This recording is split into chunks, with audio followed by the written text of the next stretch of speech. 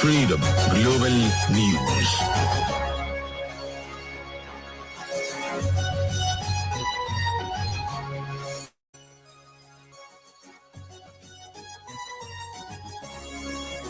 This is Freedom Global News.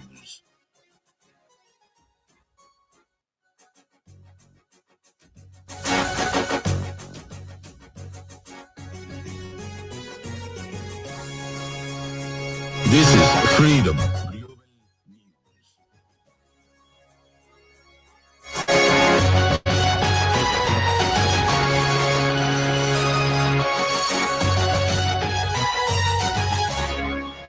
This is Freedom Global News.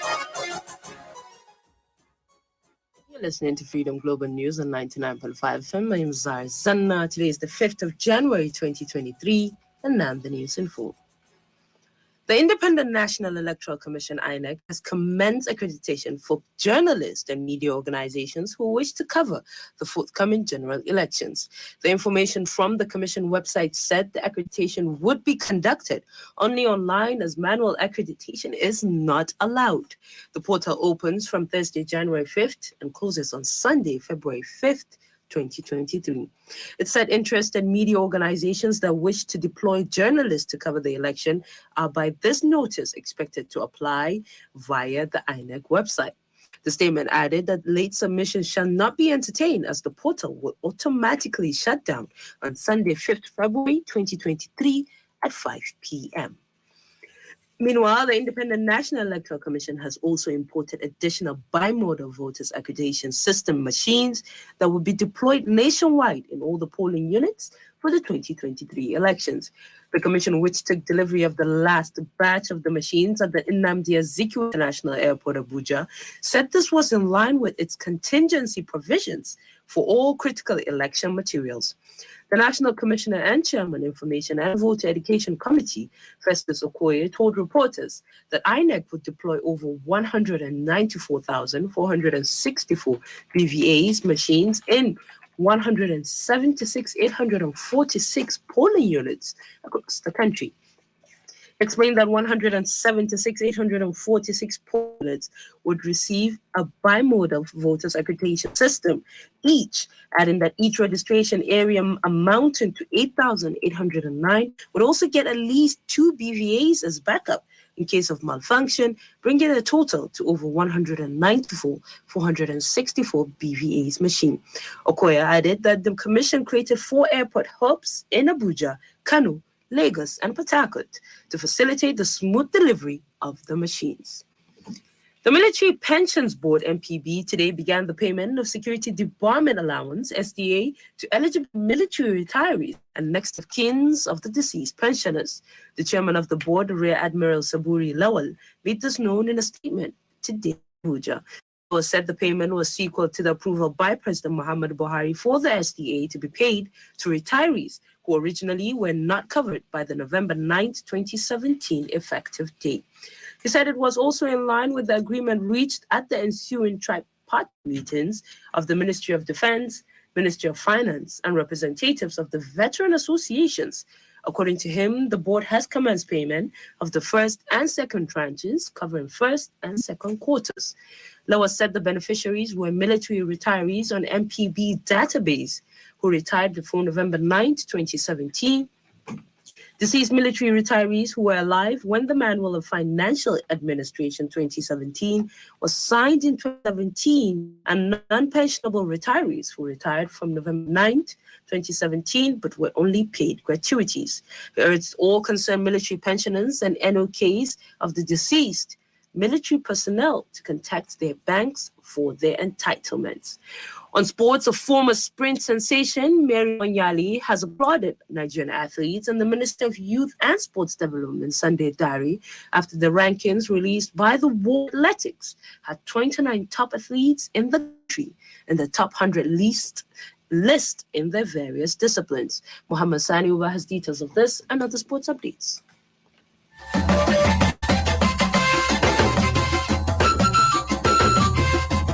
Mary Onyali, a special assistant to the Minister of Youth and Development, noted that this feat has never been achieved before in history, as he stressed that the policy of the minister is like magic to lift sport generally in the country.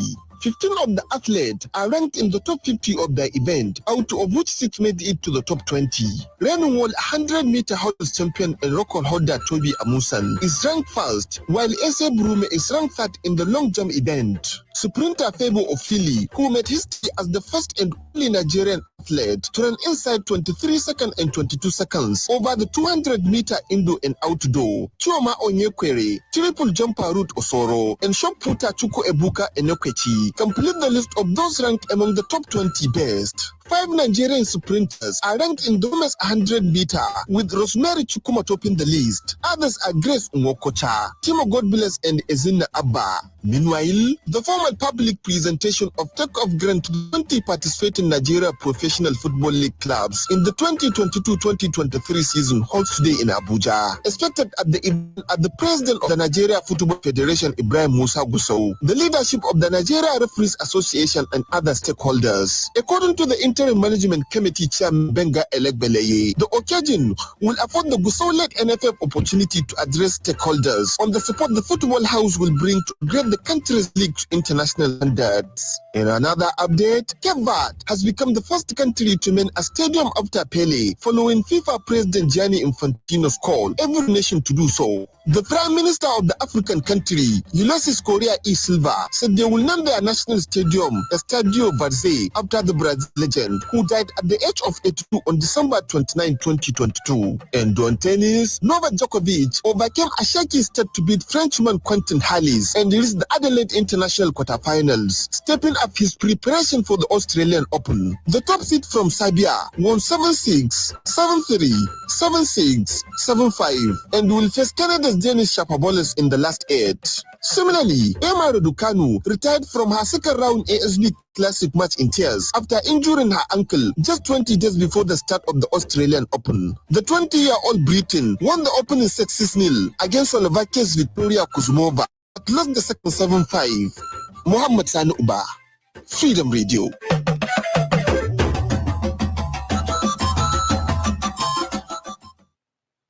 The Global News is coming to you from Freedom Radio 99.5 FM. You can send your comments, opinions, and watch us live on Freedom Radio Nigeria on Facebook.com. You can get the link to the page on our website, freedomradionig.com, or call us through this number, 082444163. Musa, me kake nema a cikin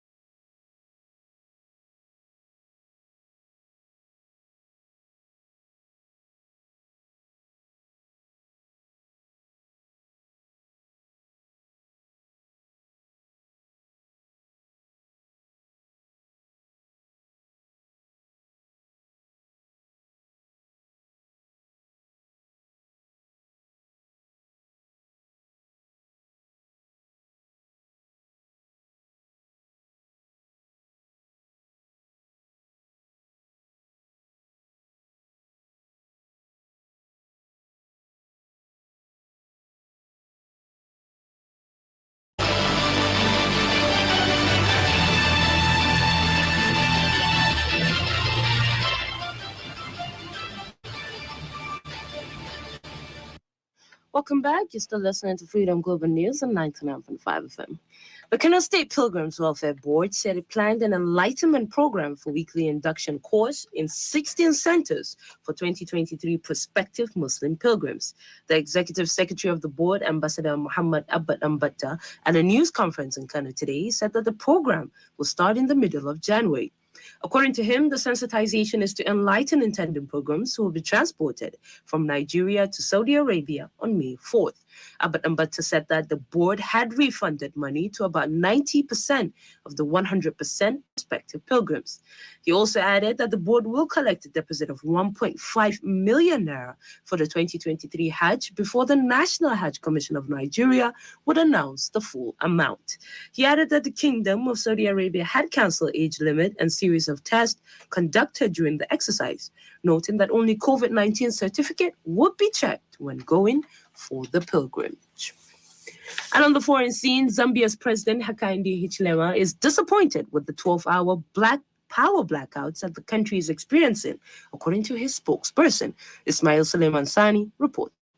Zambia's Power Utilities ZASCO Limited announced crippling 12 hours electricity blackout until further notice, owing to low water levels in the Kariva Dam, which is used for hydropower. The company said the removal of a 150 megawatt generator at Mamba Colliery's power plant for routine annual maintenance from 4 to 20 January had exacerbated the situation. But presidential spokesperson Anthony Biwalia says Mr. Hichilema is disappointed that Zambians were experiencing power blackouts. He blamed the problem on insufficient investment in the energy sector by previous government, saying there was need to diversify investment to other sources of energy. Meanwhile, Lagos Military Tribunal has charged 7 suspects for participating in an attack last month that killed a United Nations peacekeeper when the convoy that was carrying him came under attack, according to several officials. Irish Private Sin Rooney, 23, was killed and three other peacekeepers were wounded on December 14 when a group of armed men shot at the United Nations interim post in Lebanon,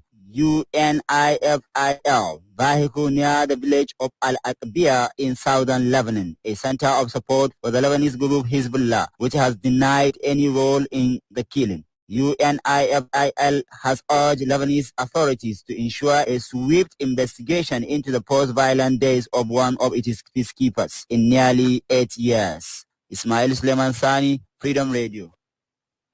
And with that, we've come to the end of today's Global News. But before we leave, highlights of our top stories.